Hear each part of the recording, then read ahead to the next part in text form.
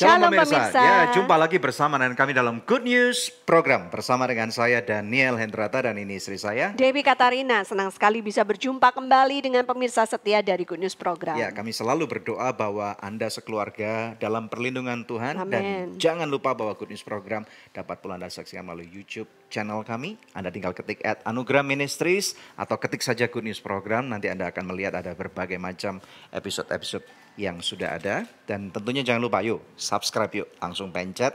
Dan juga ada pencet loncengnya sehingga apabila ada pemberitahuan Anda langsung dapat notif. Ya, enaknya kalau udah subscribe ke YouTube itu kalau misalnya ketinggalan di stasiun TV bisa nonton lewat YouTube gitu ya. Dan juga Anda bisa memberikan komentar ya. Kadang-kadang kita pada zaman ini kita pengen langsung tahu sih apa sih komentar-komentar Anda sehingga nanti adminnya juga akan langsung merespon nih kepada Anda ya. Kalau ada di antara pemirsa yang memerlukan bantuan doa atau konseling bisa hubungi kami juga di nomor-nomor telepon yang tertera.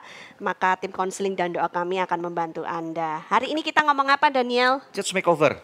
Church Makeover, Yes. bagian yang ke? CMO ke 53. 53. Ya, puji Tuhan. Di Tentunya, mana nih? Daerah ini adalah suatu daerah transmigrasi bernama Moris Jaya, unit 3 di daerah bernama Tulang Bawang di Provinsi Lampung. Oke. Ada yang tahu nggak Lampung di mana? Ya, kalau Anda nggak tahu tentunya Lampung adalah bagian paling selatan di Pulau Sumatera, dekat kalau satu gunung yang sangat besar yang terkenal banget yaitu Anak Krakatau yang heboh banget dibicarakan oleh seantero dunia gara-gara induk Krakataunya dulu meletus gede banget. Ya. Dan di situ ada gereja GBI ya. Betul. Gereja GBI Moris Jaya unit 3. Betul. Nah, kenapa gereja ini terpilih atau apa yang menarik gitu? Well, tentunya gereja bukan hanya berbicara masalah gedung, tetapi orang-orang di dalamnya. Dan tertariknya adalah seorang gembala sidang dan istrinya yang menjadi sahabat baik kami, yang mereka sangat resilient banget terhadap kehidupan. Mereka nggak gampang menyerah, kemudian mereka memuridkan begitu banyak orang, buah kehidupannya begitu tampak nyata. Dan ini saya percaya Tuhan menggerakkan hati kami untuk terus bekerjasama dengan mereka. Dan ini gereja kedua dari pelayanan ini yang kami makeover. Oke. Ini menarik banget dan ini akan kisah kehidupan mereka akan kita angkat tuntas hari ini dan kita percaya ini akan menjadi inspirasi buat banyak anak muda termasuk hamba-hamba Tuhan yang mengalami kesusahan, mengalami berbagai macam perkumpulan di pelosok-pelosok seluruh antero tanah air kita. Ya, stay tune, kita saksikan sama-sama video klip yang satu ini.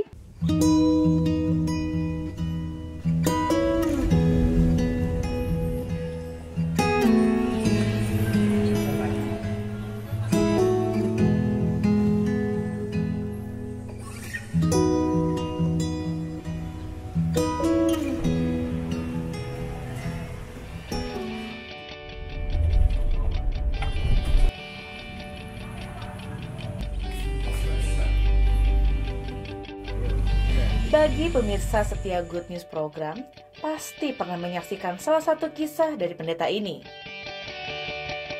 Pendeta Suwito Adi merupakan gembala dari GBI Tulang Bawang yang masuk dalam proyek CMO yaitu CMO ke-11.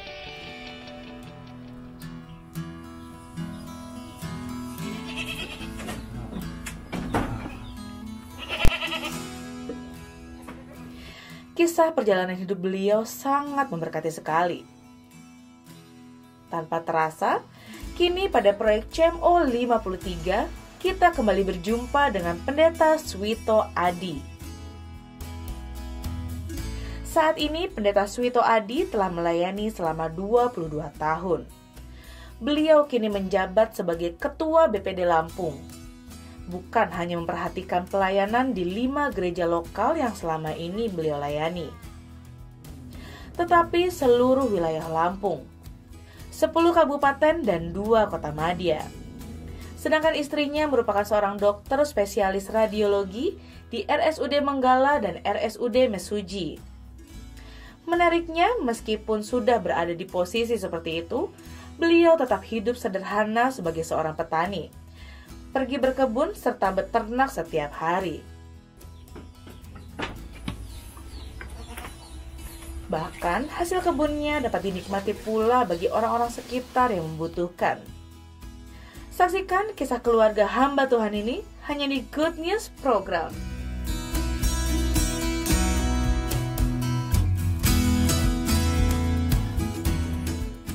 Ya, pemirsa sekalian, Anda menyaksikan Good News program dalam suatu episode yang pasti akan menjadi berkat buat Anda dengan topik yaitu Church Makeover 53. Hari ini kita akan berbicara bukan saja mengenai bangunan gereja atau renovasi, tetapi lebih daripada itu kita akan berbicara mengenai panggilan kehidupan. Karena kita tahu bahwa panggilan ini sangat penting dalam kehidupan kita sebagai anak-anak Tuhan. Karena apabila kita tidak menyadari dan tidak tahu apa panggilan kita, maka kita akan berputar-putar di padang gurun. Ada dua orang sahabat baik kami yang sudah ada di tengah-tengah kita.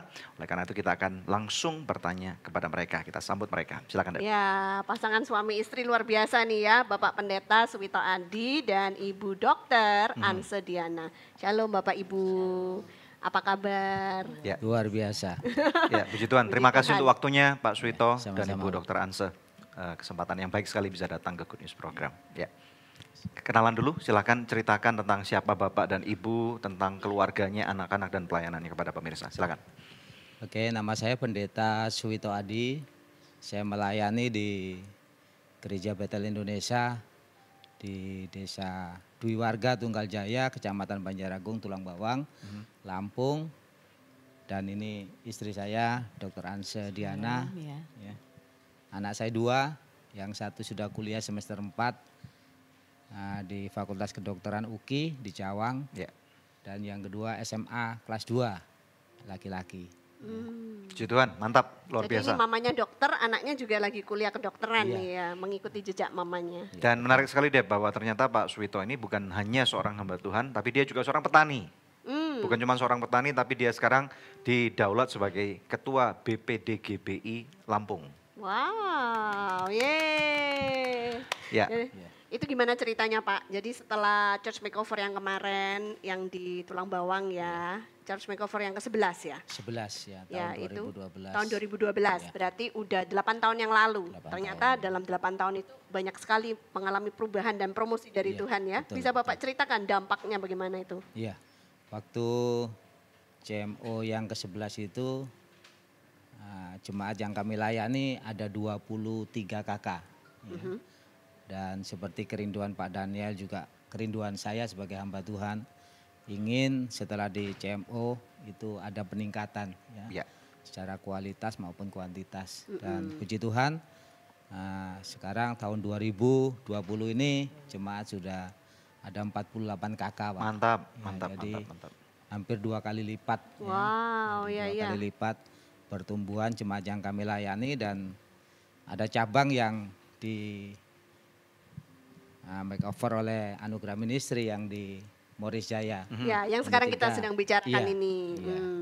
Itu juga punya cerita yang luar biasa karena sudah 4 kali gagal untuk membangun, dibatalin. Ya, akhirnya kita dapat lokasi yang lebih luas walaupun di tengah peladangan, tidak ada tetangga. Ya, tapi sekarang sudah berdiri, gerejanya yang cukup bagus ya. Sehingga jemaat juga bisa merasakan bahwa Tuhan itu benar-benar menolong mereka. Amin. Tuhan yang mereka percaya adalah Tuhan yang hidup. Ya. Yang mendengar doa daripada jemaat yang merindukan satu gedung gereja. Ya. Puji Tuhan. Ya, Ya, Ibu ya. mungkin bisa kenalan sedikit sama Ibu. Silakan bicara, Bu. Baik, saya Ibu Anse. Berhubung saya dokter jadi dipanggil Dokter Anse. Nama saya panjang sekali, Anse Diana Valentin Mesa. Ya. Jadi saya menikah dengan suami karena saya doa dan saya dapat dari Tuhan. Terus saya juga ke daerah. Jadi total kita sudah hampir 20 tahun ya. 20 tahun melayani di di daerah. Tulang Bawang. Dan Ya. pertama memang agak kaget ya. Kaget. Ya kaget karena daerahnya tidak ada lampu. Kalau ada TV pun tidak bisa gitu, jalannya jelek. Tapi satu hal yang saya percaya bahwa apa yang sudah didoakan dan diimani itu pasti Tuhan kasih. Ya, nah ini yang kami ingin kenal tahu dulu nih. Ibu waktu menikah dengan Pak Suwito udah jadi dokter nih ya? Sudah dokter umum. Waktu itu Pak Suwito udah sekeren sekarang ini belum? Enggak. Nah, pengen tahu nih, kira-kira yang waktu Ibu sebagai dokter muda waktu itu atau baru lulus Betul. sekolah kedokteran nih ya, apa yang Ibu lihat dalam diri Pak Suwito sebenarnya pada waktu? Sebenarnya beberapa ada yang dekat, kepingin dekat dengan saya. Cuman saya prinsipnya mencari suami yang rajin bekerja. Dia bekerja apa saja mau. Jadi kadang-kadang orang bertanya, kok kamu mau sih sama dia gitu. Saya tidak melihat dia dari mana, mau dari panti asuhan, dari mana, tetapi satu prinsip, kalau dia mau bekerja apa saja, saya tidak mungkin susah. Kalau saya kerja terus pulang dia tidur aja kan saya tidak mau dong. Oh, oke. Jadi nggak mau punya suami yang pemalas Iya gitu dong, ya. orang malas kan nggak boleh dapat rezeki. Meskipun pada waktu itu Pak Suwito keadaannya tidak menjanjikan ya Bu ya. Kalau menurut orang madesu. Apalagi habis merit diboyongnya ke daerah Betul, terpencil ya. lagi Madasunya gitu. kayak apa? Bisa dideskripsikan? Madesu nggak? ya. Masa depan Masa suram depan itu. suram. Jadi, Makanya, seperti apa kondisinya pada waktu kedepannya itu? Dia kan koster gereja. Kalau orang NTT itu kalau menikah dengan koster itu sesuatu orang yang jelek sekali. Oh gitu. Ya, tapi saya pikir terus. setiap orang sudah ditetapkan Tuhan punya masa depan yang luar biasa. Pasti. Amin. Amin. Walaupun dia dari orang yang tidak mampu pun pasti itu, dan jika dia semakin luar biasa dalam Tuhan, Tuhan pasti berkati. Itu iman saya. Emang Bapak sendiri kalau langsung ke Pak Suwito nih, nggak mampunya kayak apa sih Pak? Sedikit cerita aja sebelum kita nanti tutup Ya. segmen ini. Memang dari latar belakang keluarga saya kan orang miskin. Iya. Ya, jadi karena kemiskinan saya sempat dititipkan di panti asuhan 7 tahun. 7 tahun, Iya. wow. Dari kelas 6 SD sampai SMA. Terus saya sempat kerja bangunan di Bekasi, kerja pabrik, ngenaik Metro Mini Blok M Ciledug. Baru saya sekolah di Seminari Battle. Iya. Nah, saya tinggal di gereja, ya kalau sebutannya sih keren, cleaning service ya. Jadi kalau misalkan istri saya ini datang, ada doa sekolah minggu, guru-guru sekolah minggu. Kebetulan saya ketua sekolah minggu waktu itu. Tapi merangkap cleaning service. Iya, saya tinggal di gereja, enggak ada kamar, jadi tidurnya di gudang. Wow. Ya, Saya jadi bantu-bantu gereja bersih-bersih gitu. kalau selesai ada kegiatan di gereja, ya bagian saya ya bersih-bersih, nyuci piring, nyuci gelas yang ditinggalkan, termasuk ini istri saya ini. Iya, Jadi iya. justru dia lihat karena saya mau kerja apa saja dan tidak malu mengerjakan yang kecil-kecil, yang dianggap orang mungkin hina ya. Tapi saya bekerja, saya berpikir apa yang saya kerjakan itu bukan untuk manusia tapi untuk Tuhan. Wow. Ceritanya dulu waktu Bapak naksir Ibu Dokter Anse Diana, Bapak nggak minder gitu? Maaf Bu, bukan saya naksir loh Bu. Loh, Bapak yang ditaksir? Kayaknya. Serius nih, serius. Iya. Enggak juga sih. Kan namanya doa kan ke Tuhan itu loh. Gitu. Tuhan tunjukin Ibu itu pendekatannya loh. gimana waktu itu? Karena di dompet saya masih ada fotonya ini. Jadi waktu acara ulang tahun sekolah minggu, ini ngajak foto saya di pojok mimbar tiba-tiba dia gitu ngajak ya. foto gitu. Kak foto gitu kan. Jadi Terus. saya udah ngerasain ya, kok ngajak foto gitu kan. Ya. Oh dari sana. Terus kalau ada teman-teman yang lain manggil saya kakak, dia bilang ngapain sih dia manggil kakak gitu kan. Tanda-tanda cemburu. Mantap nih. Jadi oke. cuma dia yang boleh manggil kakak dong ya. Oke, nanti kita akan Iya. dengarkan kisah Tapi lagi. ini suatu pelajaran yang sangat berharga Yes. ya. Jadi teringat apa yang dikatakan oleh firman Tuhan bahwa kasih itu percaya segala sesuatu, mengharapkan segala sesuatu. Meskipun keluarga Budiana bilang sama Pak Suwito nanti madesu, masa depan suram, tapi dia percaya bersama dengan Tuhan pasti akan punya masa depan yang cerah. Nah, pemirsa untuk itu jangan kemana-mana, tetap stay tune bersama kami. Kita akan lanjutkan perbincangan kita yang seru ini hanya di Good News Program. Dan kalau telepon pacar saya ini dulu, itu jauh Bu. Jadi wartel dari kampung saya itu sekitar 35 kilo. Oh my God. Jadi kalau mau telepon itu nunggu jam 9 malam. Open your eyes, here are good news for you. Good news for you. Masih bersama kami dalam Good News Program, kita lanjut bincang-bincang kita dengan Pak Pendeta Suwito Adi dan Ibu Dokter Diana. Oke, nah Bapak Ibu bisa ceritakan nggak, kenapa sih waktu itu kok mau pergi ke Lampung? Dan ini bukan di kota Lampungnya kan ya, di pinggirannya, tempat transmigrasi ya. Yang kata Ibu nggak ada lampu, kenapa bisa mau ke situ sih Pak?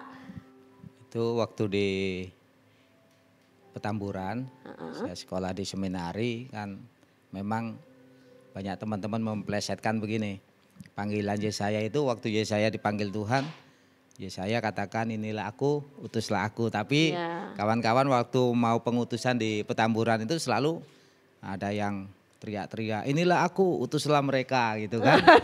Nah, dalam hati saya memang terpanggil untuk di daerah. Ya. Di daerah manapun. Waktu itu saya kepingin di Kalimantan. Ternyata ada satu hamba Tuhan yang mau diutus ke Lampung tidak mau karena di kampung istrinya terutama tidak mau. Jadi gembala saya pendeta Ade Manohuto Mhm. langsung panggil saya, Wito kamu udah lulus, rencana mau pelayanan di mana? Di Kalimantan Om. Yang penting saya di pedalaman aja. Kenapa kok Sama- Bapak Iya, malah kenapa, punya Pak? kerinduan untuk pergi ke pedalaman? Karena tidak banyak hamba Tuhan yang sudah sekolah, khususnya pendidikannya udah S1 enggak mau ke daerah. Betul. Ya jadi Waktu itu Bapak lulus S1 ya? ya saya Oke. S1 jadi dari situlah saya kepingin melayani di daerah. Ya, jadi yang kedua kalau saya melayani di kota tentu jadwal tidak seperti saya melayani di daerah. Iya. Ya karena teman-teman saya di seminaris selalu tanya gini, Wito, kamu di gereja sekarang dipercaya melayani apa? Sekolah minggu sama bersih-bersih gereja.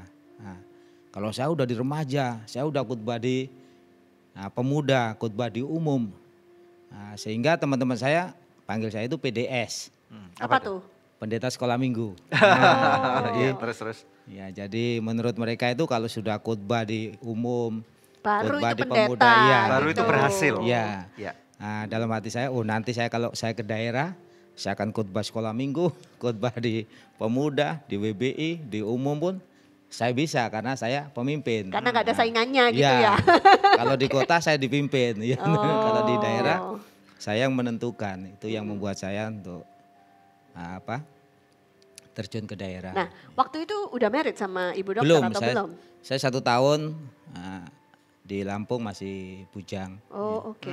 Iya, iya. Iya. Dan kalau telepon pacar saya ini dulu itu jauh Bu.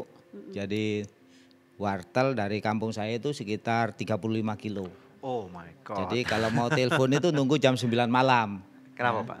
Karena murah kalau jam 9 ke Oh bawah. iya, Iya. bawa koin banyak berarti. Enggak, di wartel Oh, di harus wartel. bayar. Ya. Oke, Jadi iya, iya, iya. itu penuh perjuangan juga karena di sana kan zaman dulu terkenal begal.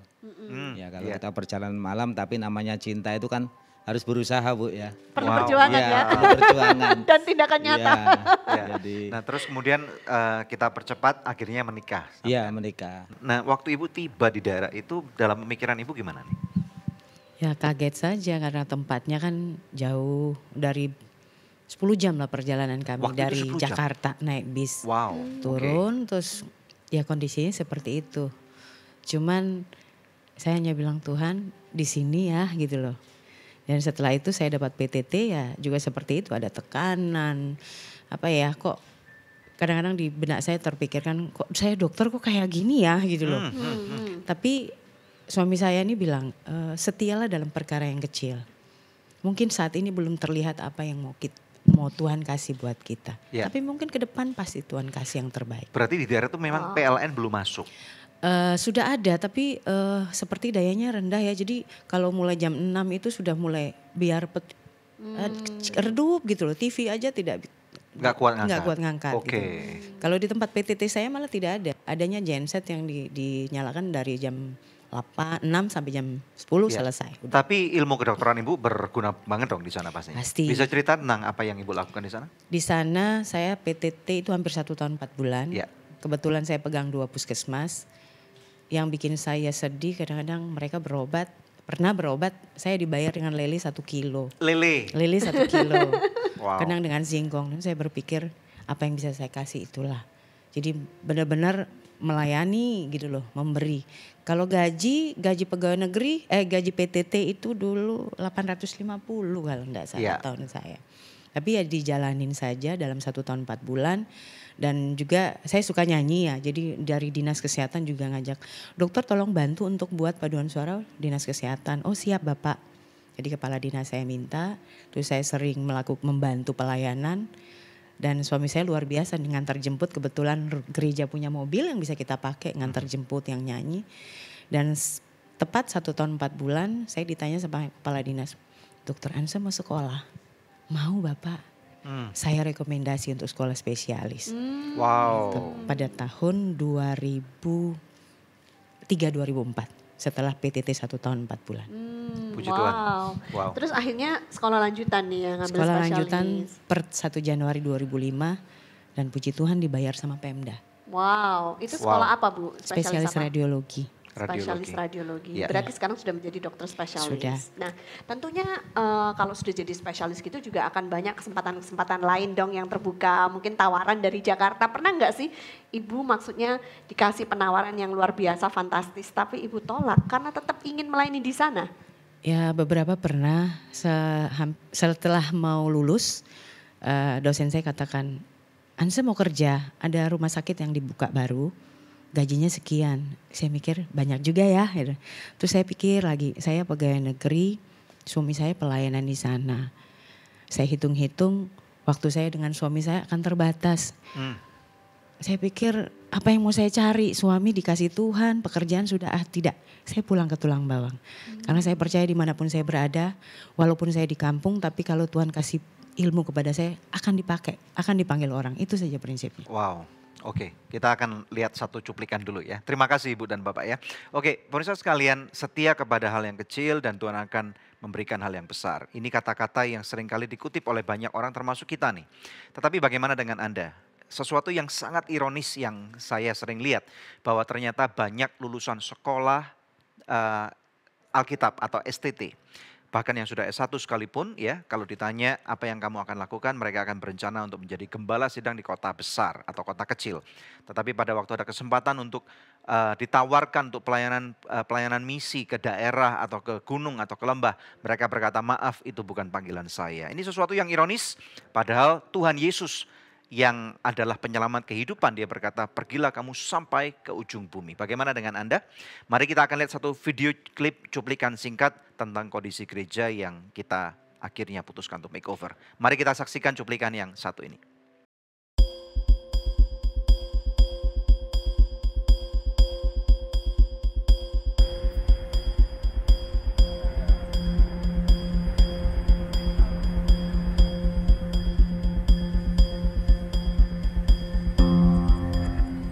Ya, ini sekarang kita perjalanan dari bandara menuju ke Tulang Bawang.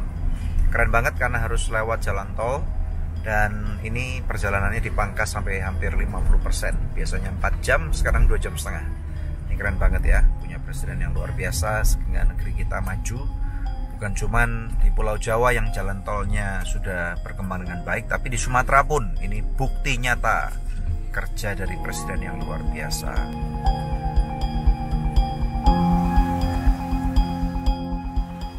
GBI Moris Jaya terletak di Kampung Moris Jaya, Kecamatan Banjar Agung, Kabupaten Tulang Bawang, Provinsi Lampung.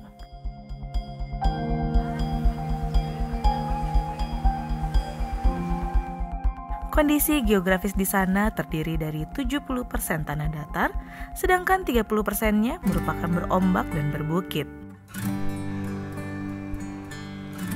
Untuk akses jalan yang sudah cukup memadai untuk dilewati, waktu yang dibutuhkan untuk sampai di gereja dari bandara udara sekitar 4 jam perjalanan. Lokasi gereja berjarak 4 km dari jalan besar.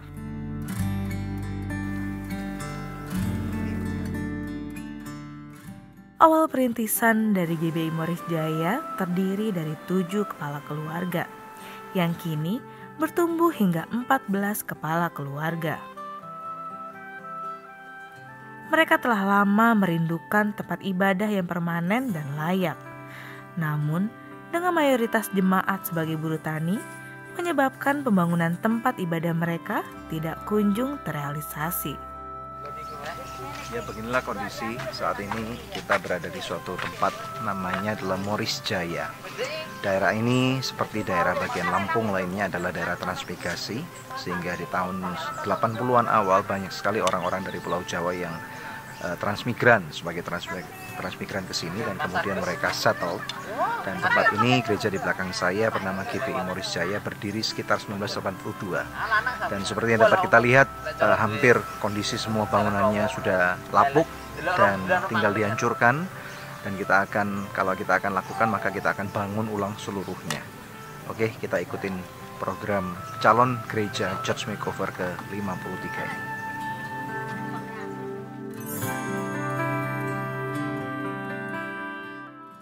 Masih bersama kami dalam CMO yang ke-53 di GBI Moris Jaya Unit 3, Tulang Bawang, Lampung.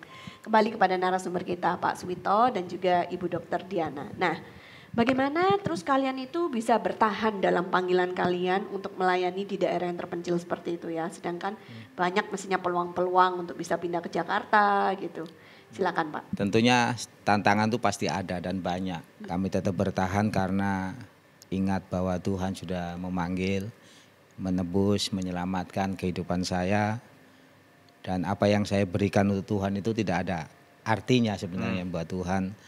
Nah, itulah yang mendorong kami tetap bertahan di daerah, ya, melayani di daerah walaupun menurut pandangan manusia itu kecil.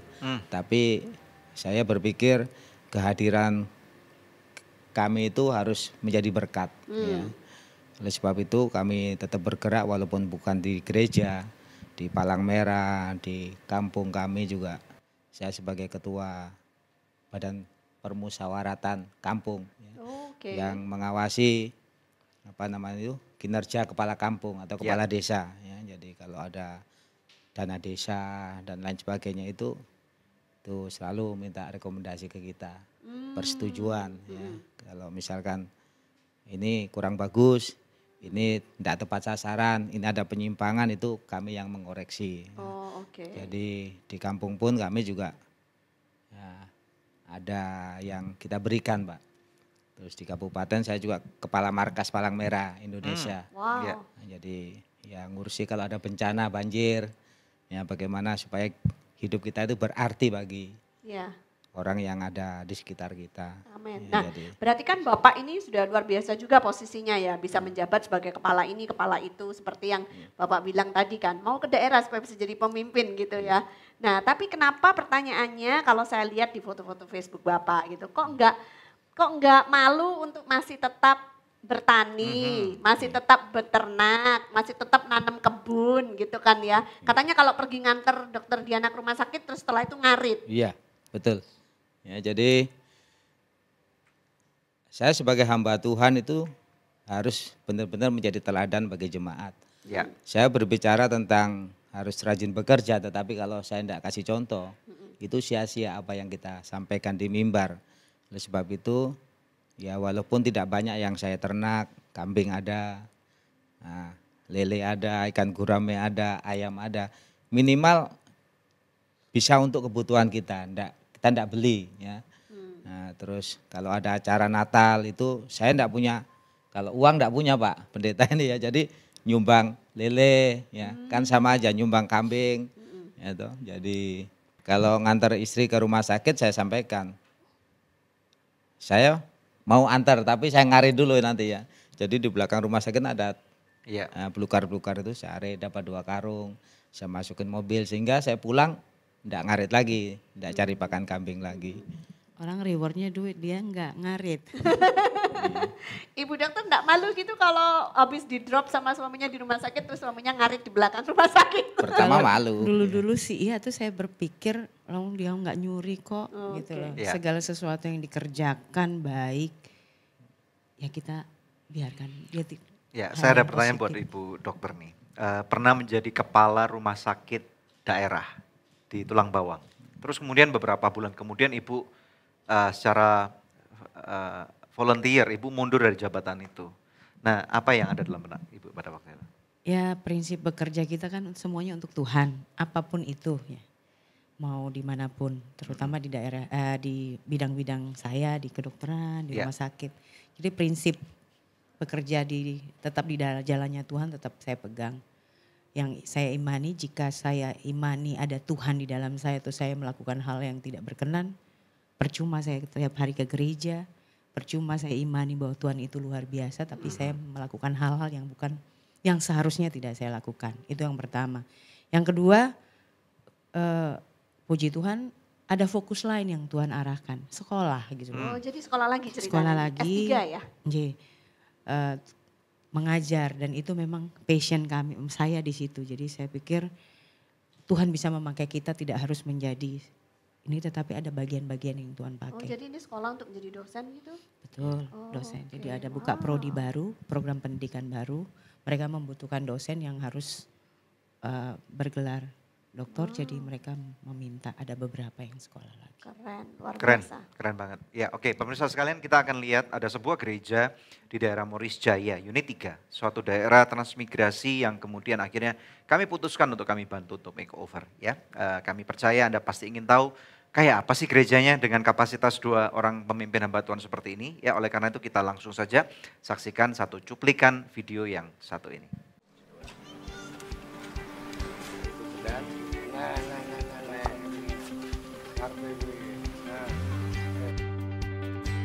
Bila Tuhan sudah berkehendak, tidak ada satupun manusia dapat menghalanginya. Proyek dimulai 5 September 2018. Namun, harus terhambat karena adanya pemindahan lokasi. Berikut ini yang kami lakukan pada CMO 53.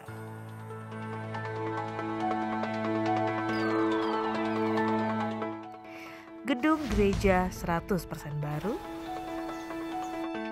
pastori 100% baru, dan MCK 100% baru.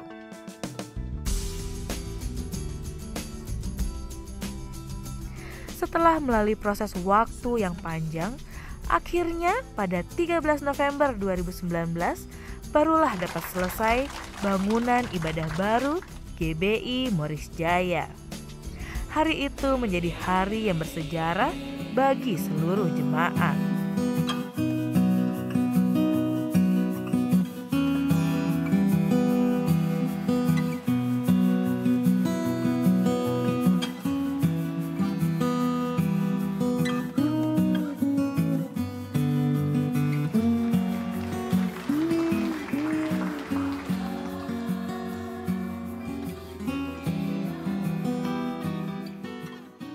Adapun dalam peresmian tersebut, Pastor Daniel Hendrata membawakan firman yang diambil dari Yesaya 60. Supaya kita bangkit dan bersinar menjadi terang bagi lingkungan sekitar kita. Berita baiknya apa, saudara tahu nggak? Bahwa sekarang manusia dengan Allah Bapa di surga itu diperdamaikan. Amin. Betul ya? Diperdamaikan nggak bisa dengan upaya manusia.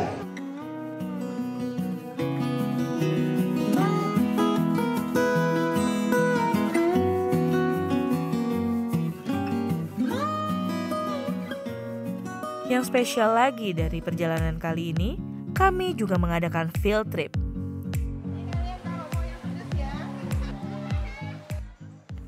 Ada 20 murid yang ikut serta dan mereka telah kami sekolahkan selama 7 tahun ini. Pada field trip kali ini, kami mengadakan penataran di gereja, bermain di waterboom Lampung, serta makan siang bersama-sama. Semua ini terjadi karena kemuliaan dan kebaikan Tuhan. Terima kasih kepada para sponsor dan partner yang bergandengan tangan untuk membantu proyek ini. Kami yakin ini tugas kita semua, untuk saling bahu-membahu membangun kehidupan mereka. Sehingga bersama, kita dapat menjadi terang dan garam bagi dunia ini. Tuhan Yesus memberkati. Adikku sayang. Luar biasa.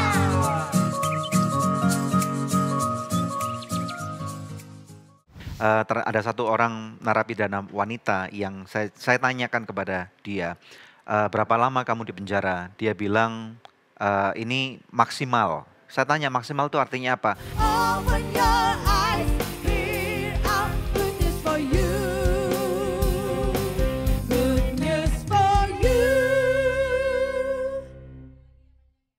Ya pemirsa sekalian, di dalam segmen ini kita akan berbicara tentang kegiatan daripada Anugerah Ministries. Sebagai satu lembaga pelayanan, kami tidak saja memakeover gereja-gereja di daerah, tetapi kami juga mengunjungi penjara-penjara. Nah, ada satu kisah yang menarik, pada waktu bulan Desember kami mengunjungi satu penjara wanita di Jakarta. Silakan, Deb. Ya, bulan Desember kemarin dalam rangka Natal kami mengunjungi lapas wanita Pondok Bambu. Kalau biasanya kita pergi ke penjara yang laki-laki isinya, kali ini yang isinya wanita. Dan juga ada yang ada anaknya satu juga ya lahir di sana kalau nggak salah ya pemirsa. Karena sekarang kebijaksanaan pemerintah tidak boleh mengekspos apa yang ada di dalam. Jadi kami tidak bisa memberikan laporannya dari dalam, tapi pada waktu itu kami datang untuk melakukan ibadah Natal bersama dengan mereka dan kami membawa Ya. juga barang-barang Daniel Betul, ya. Kita ada membawa satu cerita goodie yang bags. saya ingat Dep, yang cukup ironis gitu ya. Ada satu orang narapidana wanita yang saya tanyakan kepada dia, berapa lama kamu di penjara? Dia bilang ini maksimal. Saya tanya maksimal itu artinya apa? Saya akan dihukum mati. Wow, saya kaget karena wanita ini cukup belia. Kemungkinan baru awal 30-an, mungkin 30 atau 31, tapi karena pengaruh yang buruk daripada suaminya dan kemudian akhirnya mereka berdua menjadi Pengedar narkoba bukan ya. cuman pengedar tapi menjadi gembongnya gitu loh ya. Bandar. Menjadi bandar narkobanya dan kemudian ketangkap polisi karena ratusan kilo dan kemudian perempuan ini lagi menunggu untuk hukuman mati. Ini sesuatu yang ironis karena banyak orang mencari kekayaan secara singkat, Dep. Dan kemudian ini perlu diingatkan supaya generasi muda kita tidak binasa karena narkoba. Ya, nah kami di sana mengadakan kebaktian, tapi juga membawa barang-barang goodie bags dan kami juga memberikan makan siang buat mereka, sukacita yang sangat besar dan untuk itu kita akan saksikan kesan-kesannya ya dari tim yang kami bawa dari Anugerah Ministries dan juga Anugerah Church. Kita saksikan video klip yang berikut ini.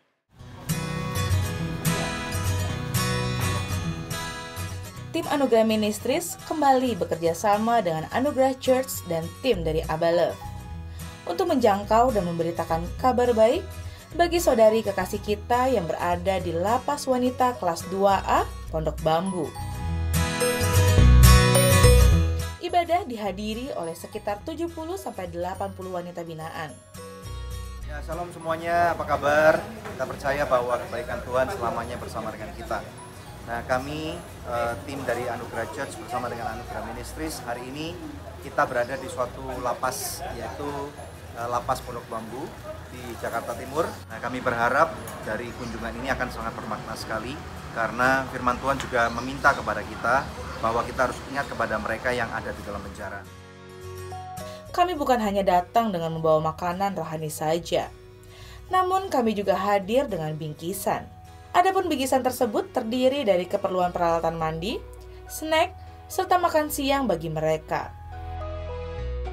Satu hal yang berkesan buat kami bahwa hari ini ada beberapa orang yang waktu antar call mereka maju, walaupun mereka secara fisik terpenjara, secara fisik mereka di dalam tembok penjara, tetapi jiwa mereka dibebaskan, jiwa mereka diselamatkan. Mereka menemukan sesuatu yang tidak dapat dihalangi oleh siapapun. Saya banyak belajar di sini ngelihat meskipun mereka di penjara, semangat mereka nggak pernah pudar, bahkan mereka makin semangat untuk mengenal Tuhan.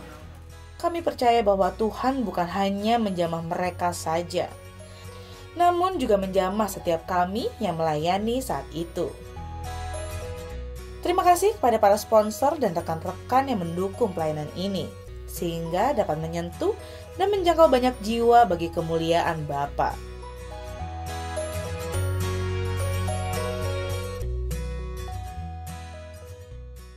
Berbicara masalah panggilan, hanya ini masalah yaitu antara apa yang Tuhan kehendaki dan apa yang orang itu tangkap. Open your eyes, hear our good news for you. Good news for you. Anda masih bersama kami dalam Good News Program dan sebelum kita lanjut dengan bincang-bincang kita ada doa yang sudah terjawab dan ketika pemirsa ini mendapatkan jawaban doanya dia mengirimkan press report kepada kami dan saya akan bacakan.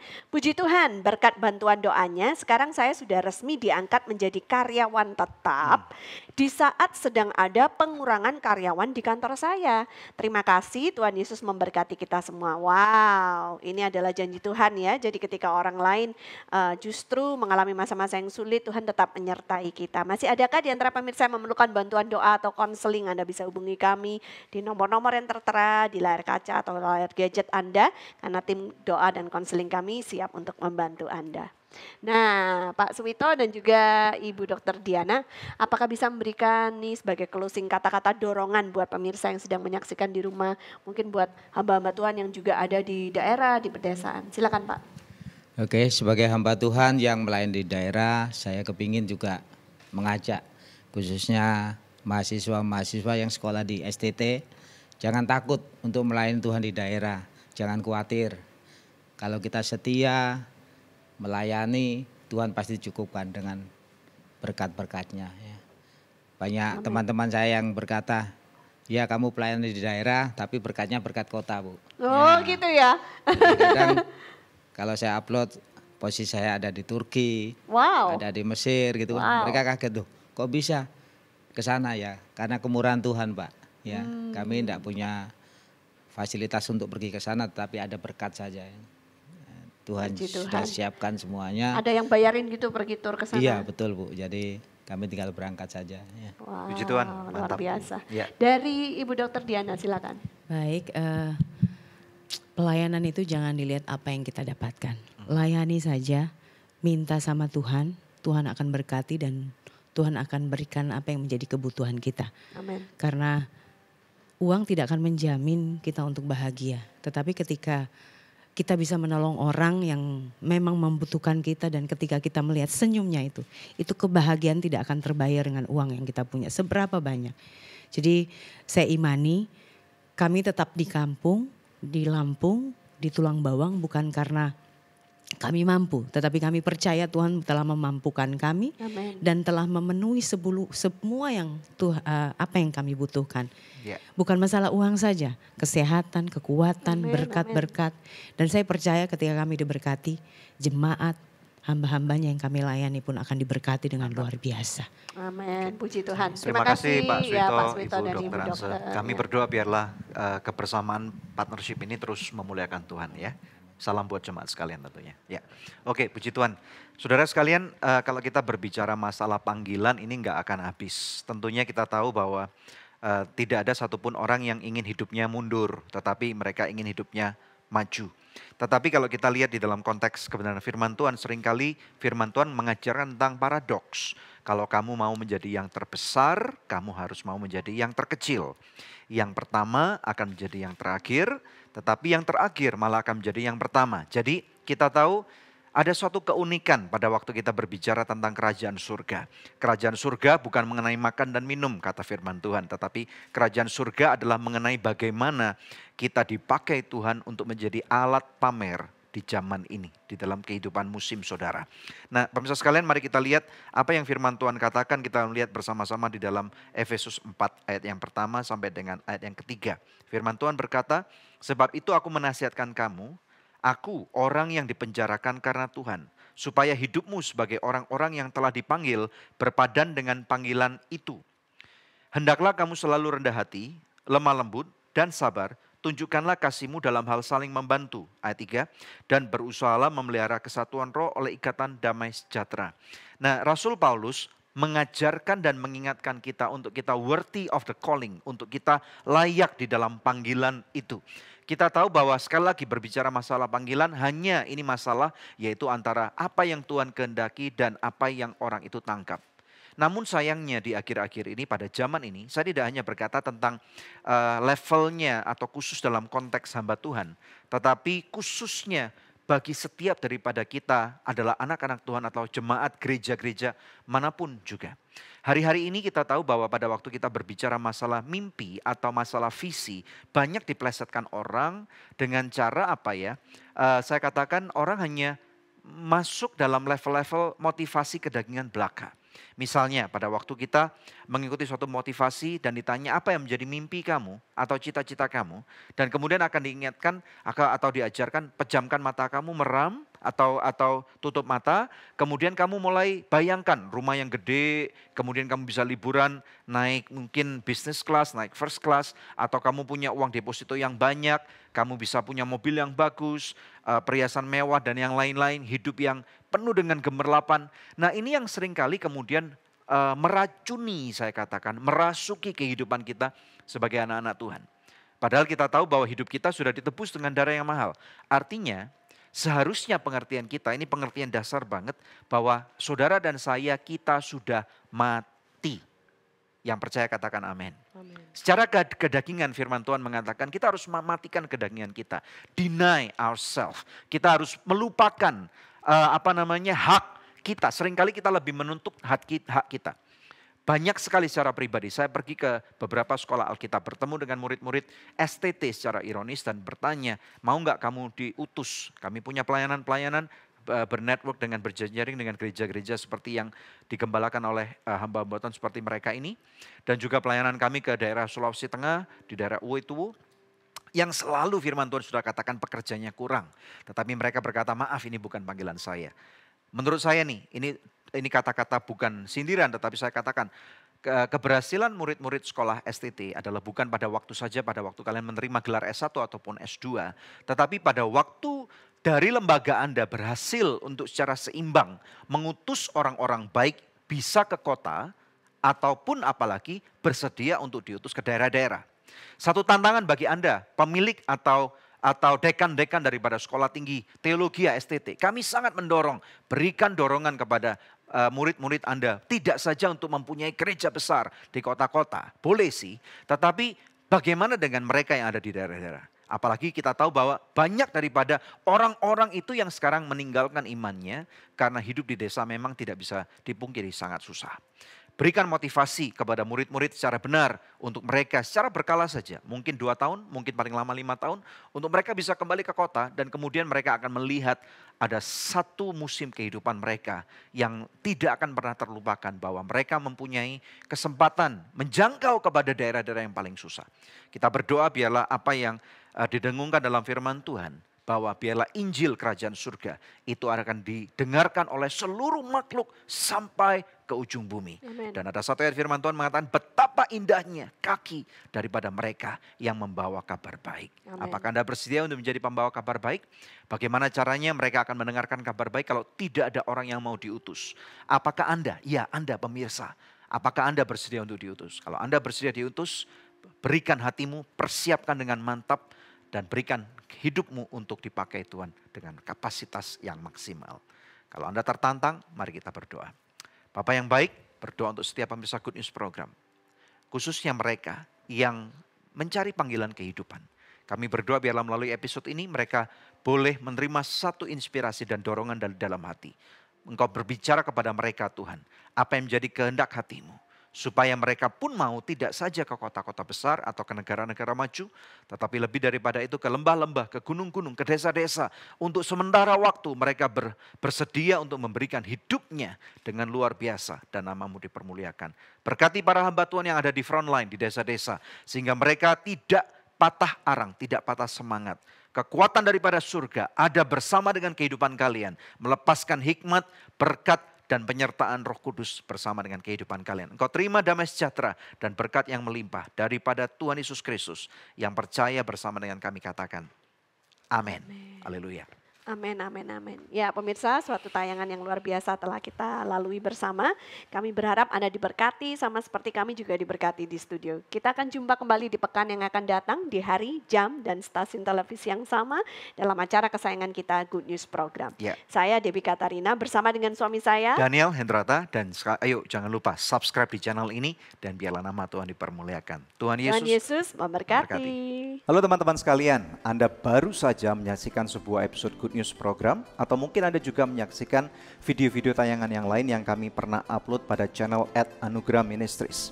Dan saat ini secara pribadi pula saya mengajak Anda untuk berpartner bersama dengan kami. Sehingga lebih banyak lagi tayangan-tayangan yang luar biasa. Akan ada inovasi-inovasi baru, akan ada kesempatan bagi Anda juga untuk membantu kami untuk memperlebar kerajaan surga. Jangan lupa untuk subscribe pada channel YouTube kami yaitu di @Anugerah Ministries. Anda bisa langsung pencet dan kemudian jangan lupa untuk pencet ada loncengnya. Sehingga apabila ada setiap video baru, tayangan baru yang diupload, Anda akan langsung mendapatkan notifikasi pada email Anda atau pada YouTube Anda.